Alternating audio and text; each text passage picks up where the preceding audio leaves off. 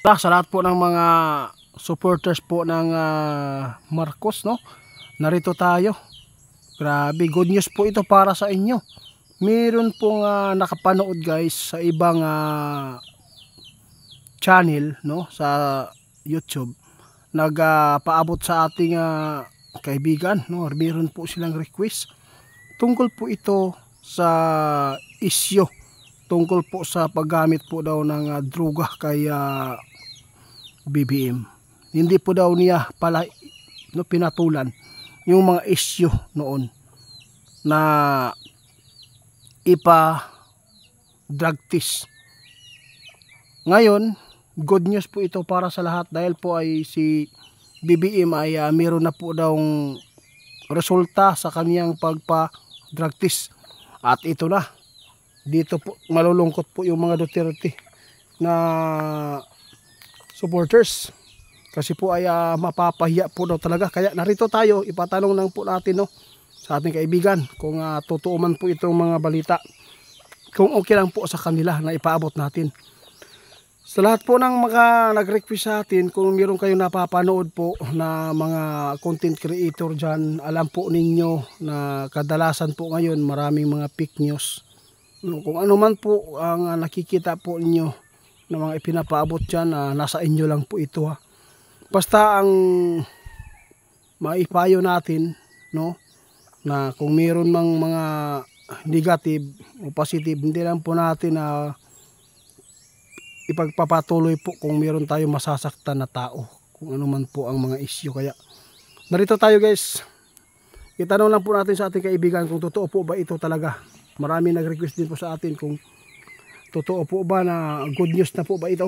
Kaya kaibigan, meron akong subscriber nagpatanong nito tungkol po sa good news po daw na kita po nila sa iba na si BBM ngayon ay malinis na ang kanyang isyo dahil po nilinis na po niya.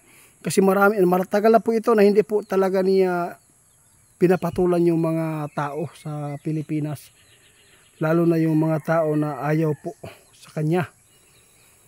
Ngayon,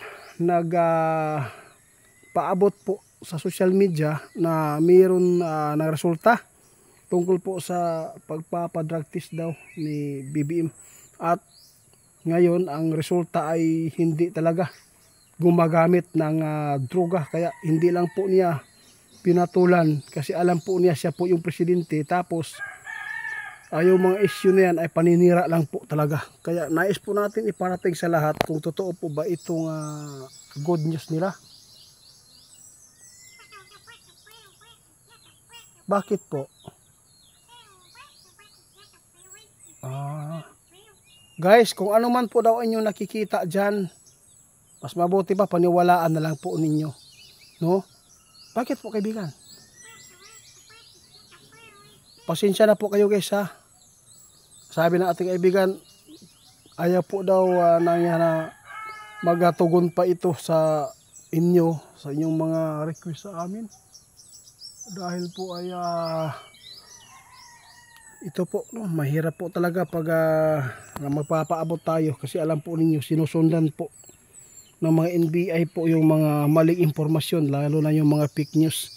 Ang makikita po natin dito guys sa mga nagpatanong, parang gusto talaga nila na malinawan, kaibigan. Oo, ito po, no, malaking issue po ito guys kung magpapaabot tayo sa ganito. Kung ano man po inyo nakikita na mga legit na mga account dyan, pwede po inyo paniwalaan, no? Basta ito lang masabi ko, wala po daw talaga tayong karapatan na tayo ay magpaabot sa presidente na drug test. Kung meron kayo napapanood ngayon na mga good news, mas maganda paniwalaan para matapos na po ang lahat. Patawad po, no? Kasi po ayaw po natin na mapapahamagin tayo. Isa na po tayo dito na sinubaybayan po ng maraming tao dahil po sa ipinakalat po natin ng mga impormasyon. Kasi may iba talaga na hindi po nagkagusto sa ating impormasyon. Ayaw po nila na ito po yung laging babanggitin po natin sa ating kaibigan, no? Kasi baka daw mapapahamak tayo. Kaya ako ay maghingi ng tawad, no? Kasi sabi ng ating kaibigan, tapos na tayo doon. Kung ano man po daw ang inyong nakikita po ngayon sa ibang content na nagpaabot, kung good news po pa talaga na mayroon na resulta sa pagpapadragtis, maraming salamat po, no? Kaibigan,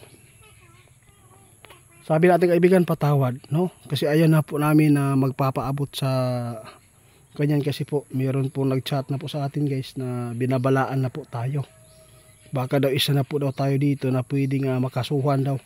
Kaya tikom muna tayo sa bibig, ayaw kung mapapahamak tayo kaibigan, di ba? Si kaibigan mismo kayo sa atin yun, nagbigay ng babala. Kung meron kayo napapanood po na mga ibang content creator na nagpaabot good news, salamat po, no? Meron pong good news na nakikita ninyo, kaya nagpapasalamat kami sa inyong mga tiwala sa mga kaibigan natin, na kasi malaking issue po ito guys. Presidente po yung ating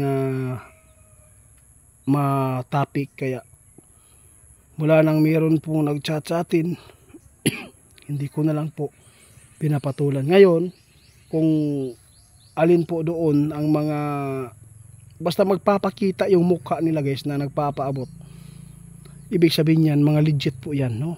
Meron pong mga iba nagpapakita ng mukha sa social media, ay meron pong mga fake news. Pero kung makita po inyo na ito ay maasahan na tao, kung papaabot po siya tungkol po sa kalagayan po ng ating bansa, at saka yung impormasyon na laban po sa ating presidente, na kung meron po mga magandang dito, go lang po, no? Para hindi na po dumami pa na mga problema, lalo na yung mga content creator ay binabantay na po yung NBI. Kaibigan, salamat po sa babala. Binabalaan tayo ng ating kaibigan na wag na lang po natin ipapaabot.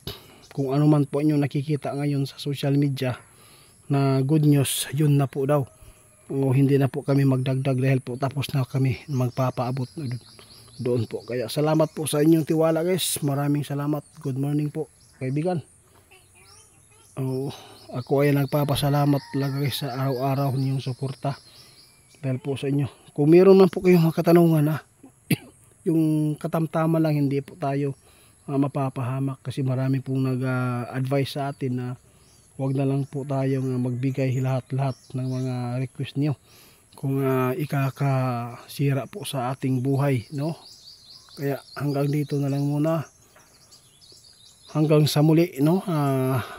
Magpapatuloy pa rin ang ating update tungkol po sa ating bansa, sa ating panahon, lalo na sa kalamidad, para po ay maingatan kayo.